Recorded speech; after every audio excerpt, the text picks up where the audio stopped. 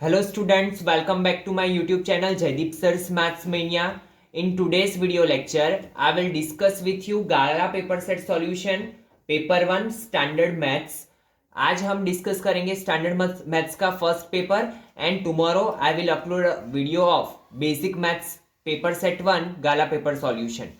चलिए स्टार्ट करते हैं. फर्स्ट क्वेश्चन है ट्रू और फॉल्स, जिसमें हमें बोला हुआ है 3 is one of the zero of polynomial P of X is equal to X square minus 8x plus 15.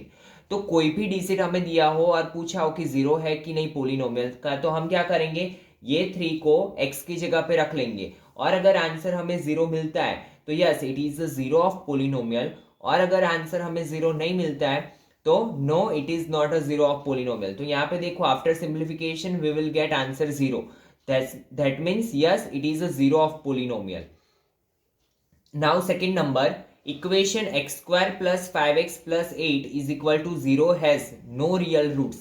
तो आपको पता है कि तीन कंडीशंस है. अगर d ग्रेटर देन जीरो तो हमें क्या मिलता है, two distinct roots. d is equal to zero तो equal roots are there, and d less than zero तो क्या होगा, रूट्स डजंट एग्जिस्ट. और आफ्टर सिंप्लीफिकेशन हमने यहाँ पे क्या किया, d is equal to B square minus 4ac में वैल्यू रखी and we will get -7 that is less than zero. तो क्या आएगा, it has no real roots. Now question number 3, for an AP if Sn is equal to 3n square minus 4n then an is equal to 6n minus 7. हमें क्या बोला है कि अगर Sn का ये इक्वेशन है तो इसका nth टर्म क्या होगा, 6n minus 7. तो कैसे चेक करेंगे, जो हमें यहाँ पे दिया हुआ है an, उसमें मैंने क्या किया, a1 एंड a2 फाइंड कर लिया. इससे मुझे क्या मिला, d. देन मैंने Sn वाले इक्वेशन में वैल्यू रखी and after simplification I will get Sn is equal to 3n square minus 4n. That means yes it is a true. ठीक है, यहाँ पे हमने क्या किया, an पे से Sn पे गए. ठीक है, तो बहुत ही सिंपल सा क्वेश्चन था. Now question number 4, the value of sine 50 minus sine 40 degree is positive. हमें क्या बोला है, sine 50 and sine 50 minus sine 40. तो हमें पता है कि दोनों की वैल्यूज हमारे पास नहीं है, तो चेक कैसे करेंगे.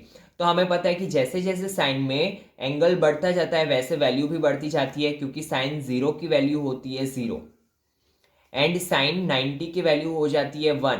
दैट मीन्स जैसे जैसे एंगल बढ़ता है वैसे वैसे वैल्यू बढ़ेगी. और यहाँ पे देखो बड़ा एंगल है तो यहाँ पे वैल्यू साइन 40 से क्या होगी, थोड़ी बड़ी होगी, और बड़ी वैल्यू में से छोटी वैल्यू को हम सब्ट्रैक्ट करें तो ये क्या मिलेगा, ट्रू. बट यही क्वेश्चन अगर कॉस के लिए पूछा होता तो यहाँ पे फॉल्स आता, क्योंकि कॉस में क्या होता है, जैसे जैसे एंगल बढ़ता है वैल्यू छोटी होती जाती है. ठीक है, तो ये चीजें आपको ध्यान में लेनी है students. Now question number 5, the HCF of 25 and 52 is 1. तो आपको पता है कि दो, ये 25 है उसके फैक्टर्स क्या होंगे, 5 5 और इसके 13 2 26 एंड 26 2 52. तो दोनों में कुछ भी कॉमन नहीं है, तो दोनों में कुछ भी कॉमन ना हो तो HCF क्या आएगा, 1. So it is true. Then question number 6, if 4a is a solution of 2x plus 3y is equal to 23 then a is equal to 5. तो हमने क्या किया, यहाँ पे 4a x की जगह पे 4 रखा, y की जगह पे a रखा, and after simplification we will get a is equal to 5. So given statement is also true. Now MCQs. Question number 7, for a given frequency distribution its median can be found out by drawing its. तो हमें पता है exercise 14.4 में हमने देखा हुआ है कि मीडियन फाइंड करना हो ग्राफ के थ्रू तो उसमें हम किसका यूज करते हैं, ओजाइव का. ठीक है, तो ओजाइव से हम मीडियन फाइंड कर सकते हैं. Now question number 8, it is not possible that the probability of an event. तो हमें पता है कोई भी इवेंट की जो प्रोबेबिलिटी होती है, जैसे कि हम इवेंट ए ले ले, वो ऑलवेज किसके बीच में रहेगी, 0 से 1 के बीच में. या तो वो 0 भी हो सकती है या 0 से बड़ी, 1 हो सकती है या 1 से छोटी. तो हमारे पास जो 4 ऑप्शन है उसमें सिर्फ ऑप्शन बी ही ऐसा है जहां पे न्यूमरेटर क्या है, डिनोमिनेटर से बड़ा. दैट मीन्स ये जो आंसर मिलेगा हमें ग्रेटर देन 1 मिलेगा. तो ये प्रोबेबिलिटी तो कभी हो नहीं सकती. दैट मीन्स ऑप्शन बी क्या आएगा कि ये कभी भी प्रोबेबिलिटी नहीं हो सकती. 5/4. Now question number 9, if P of A ratio P of A bar is equal to 3:7. Then P of A, तो हमें पता है कि P of A plus P of A bar मिलके क्या बनता है 1, दोनों का एडिशन होता है 1। यहाँ पे मैंने ले लिया पी ऑफ ए, जब भी रेशियो हो तो हम x सपोज कर लेते हैं, तो P of A is equal to 3x, P of A bar is equal to 7x। Now दोनों का addition 10x, 10x is equal to 1, so x is equal to 1/10। तो पी ऑफ ए की value क्या मिली हमें, 3 1 3, 3/10। Got it, so answer is P of A is equal to 3/10। Then question number 10, if the graph of equation y is equal to px minus 2 passes through the point 3 2, then p is equal to, तो अगर ये point से pass out हो रहा है तो x की जगह पे मैं क्या रखूंगा 3, y की जगह पे 2, तो मुझे क्या मिलेगा p की वैल्यू, एंड मैंने वैसे किया तो p की वैल्यू मुझे क्या मिली 4/3, क्योंकि अगर ये पॉइंट से कोई लाइन पास आउट हो रही है तो ये पॉइंट को क्या करेगी, सेटिस्फाई करेगी। तो हमने x कोऑर्डिनेट 3 रखा एंड y कोऑर्डिनेट क्या रखा 2, तो मिला p इज इक्वल टू 4/3।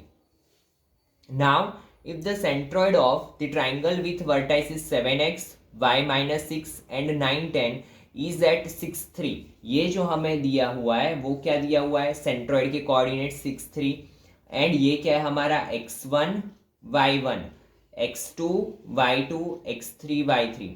तो सेंट्रॉइड फाइंड करने का इक्वेशन क्या है, इसके कोई भी इक्वेशन टेक्स्ट बुक में नहीं दिए हुए स्टूडेंट्स, बट ये फॉर्मूला याद रखना है, ऑब्जेक्टिव्स में आता है काफी बार कि X Y centroid of triangle is equal to x1 plus x2 plus x3/3, y1 plus y2 plus y3/3, and after putting value and simplification we will get answer 5 2। Now question number 12, if the median of the observations arranged in ascending order as 6 7 x minus 2 x 17 20 is 16, यहाँ पे median आपको पहले से ही देखे रखा है, क्या दिया हुआ है 16, ठीक है। हमें क्या फाइंड करना है, वैल्यू ऑफ x। तो देखो यहाँ पे नंबर ऑफ ऑब्जर्वेशन मैंने देखे n इज इक्वल टू 6, और ये जो होता है तो इसके इक्वेशंस हमने कहाँ पे पढ़े थे, 9th में पढ़े थे कि जब भी नंबर ऑफ ऑब्जर्वेशन क्या हो, इवन नंबर, तो हमारा मीडियन फाइंड करने का इक्वेशन क्या था, n/2th observation plus n/2 plus 1th observation divide by 2। तो यहाँ पे मीडियन की जगह पे मैंने रखा 16 is equal to 6/2th observation plus 6/2 plus 1th observation divide by 2। Now third observation is x minus 2 and fourth observation is x, और पहले से ही बोल के रखा है कि असेंडिंग ऑर्डर में है तो हमने वही किया, तो 32 is equal to x minus 2 plus x plus x 2x minus 2, ये साइड गया तो प्लस 2, तो 34 is equal to 2x and x is equal to 17। Now objectives question number 13, the area of the triangle formed by the x axis, y axis and the line representing x plus y is equal to 8 is blank square unit। तो देखिए यहाँ पे हमें तीन चीजें बोली हुई है, किससे बनता है एरिया, x एक्सिस से, दैट मीन्स ये हॉरिजॉन्टल लाइन ये होती है x एक्सिस, फिर बोला है y एक्सिस, एंड एक लाइन बोली हुई है x plus Y is equal to 8। तो सबसे पहले मैंने क्या किया, x plus Y is equal to 8 का ग्राफ ड्रॉ किया, तो मुझे पता चले कि ये ट्राइंगल कौन सा बन रहा है। तो x plus Y is equal to 8 का ग्राफ ड्रॉ करके मैंने क्या किया, कैसे किया, x को 0 लिया तो y मिला 8 एंड y को 0 लिया तो x मिला 8। नाउ कोऑर्डिनेट्स मैंने यहाँ पे ज्वाइन किए तो ये लाइन मिली। अभी यहाँ पे हमें एरिया ऑफ ट्राइंगल फाइंड करना हो तो यहाँ पे हमारे पास तीन कोऑर्डिनेट्स आ गए, 0 0 8 0 एंड 0 8, एंड फिर हमें पता है कि इक्वेशन क्या है हमारा एरिया ऑफ ट्राइंगल फाइंड करने का, चैप्टर 7 में हमने देखा हुआ है 1/2 x1 y2 minus y3 plus x2 y3 minus y1 plus x3 y1 minus y2। या फिर आप ऐसे भी फाइंड कर सकते हो, हमें पता है कि यहाँ पे 90 डिग्री है तो आप क्या करोगे, यहाँ पे डिस्टेंस फॉर्मूला यूज करके ओ, जैसे कि यहाँ पे नेम दे दिया हमने ओ ए एंड बी, तो ओ ए फाइंड कर लो by using distance formula, then O B find कर लो by using distance formula, then 1/2 base multiply height. Got it, so answer is 32 square unit. Now question number 14, the distance of the point -512 from the origin. हमें पता है कि origin के coordinates क्या होते हैं 0 0, and then we have to apply distance formula x1 minus x2 का whole square plus y1 minus y2 का whole square, and we will get ab square is equal to 169, so ab is equal to 13 units. Now question number 15, if sin theta is equal to 4/5 then tan theta is equal to how much, तो हमें पता है कि ऐसे questions काफ़ी हमने exercise 8.1 में की है। यहाँ पे जैसे कि हमने थीटा मान लिया, तो साइन थीटा का फॉर्मूला हमें पता है क्या होता है, परपेंडिकुलर अपॉन हाइपो या फिर opposite upon hypo. Opposite is 4, hypo is 5, and by using Pythagoras theorem we will get base, and base मिल जाने के बाद हमें पता है इक्वेशन क्या है टेन थीटा का, ऑपोजिट अपॉन एडजेसेंट, या फिर आप ऐसे भी बोल सकते हो perpendicular upon base, so 4/3। Then question number 16, two equal circles touch each other externally at point C. दो सर्कल यहाँ पे थोड़े छोटे बड़े हो गए, बट यहाँ पे क्लियरली बोला हुआ है कि equal circles touch each other externally at point C and A B is their common tangent. ये दोनों एक दूसरे को बाहर से कहाँ पे, कौन से पॉइंट पे इंटरसेक्ट कर रहा है, सी पे, और ए बी इनका कॉमन टेंजेंट है, तो एंगल ए सी बी कितना बनेगा, 90 डिग्री। कितना बनेगा students, A C B 90 degree. Now question number 17, the roots of the quadratic equation 3x minus 5 into 5x minus 3 is equal to 0। तो देखो यहाँ पे हमारा एक बेनिफिट है कि फैक्टर्स पहले से ही बना के दे दिए, हमें सिर्फ क्या करना है, इसको भी 0 देना है, इसको भी 0 देना है, and after giving them 0 we will get x is equal to 5/3 and x is equal to 3/5। Now question number 18, the mean of first n natural numbers. तो फर्स्ट एंड नेचुरल नंबर का मतलब होता है 1 से स्टार्ट होता है natural number, 1 + 2 + 3 सबका mean find करना है। और मीन फाइंड करने का इक्वेशन हमें पता है कि x bar is equal to sigma xi upon n, where sum of all observation that is 1 + 2 + 3 up to dot dot n, और नीचे भी आएगा n। Now we know that 1 + 2 + 3 + dot dot n, sum of n number find करने का equation है हमारे पास n/2 a + an, where a is 1 and an क्या होगा, n। ठीक है, now n कट, तो n + 1 divide by 2 is the right answer. Now question number 19, if the areas of a square and circle are equal, यहाँ पे क्या बोला हुआ है, स्क्वायर एंड सर्कल का एरिया इक्वल है, find the ratio of their perimeter. हमें क्या फाइंड करना है, दोनों की पेरीमीटर का रेशियो। तो यहाँ पे हमने मान लिया suppose side of square be x.